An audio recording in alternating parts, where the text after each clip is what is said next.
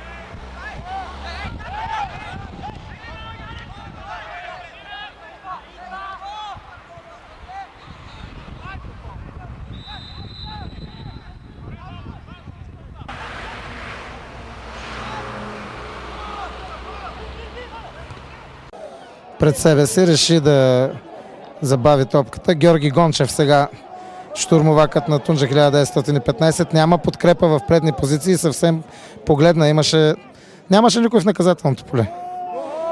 Вълков, Начев, много трудна задача да бъде догонващ. Миньор са от отборите, които знаят как да се брани резултат. Още повече, че ние в момента не разполагаме.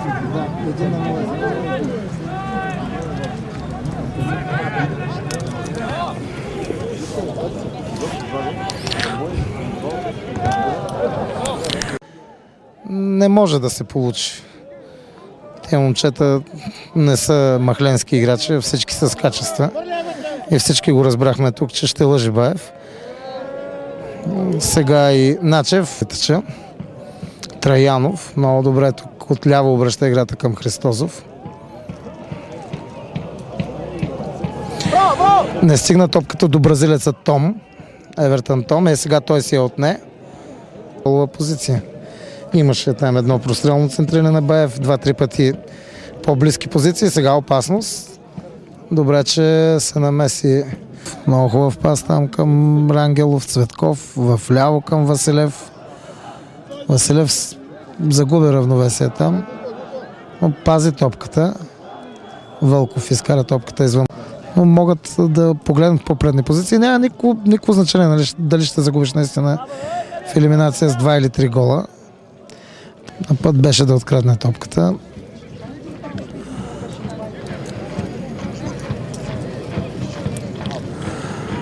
Вълков има пространство пред себе си. Виждаме как го пресира, обаче фаул. За Перник. Марков. Хубаво центриране там. Вълков оставя топката.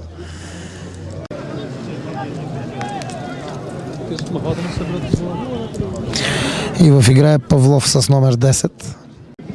Това влизане. И той греши поредния си пас там. Рашев добре подаде към Гончев.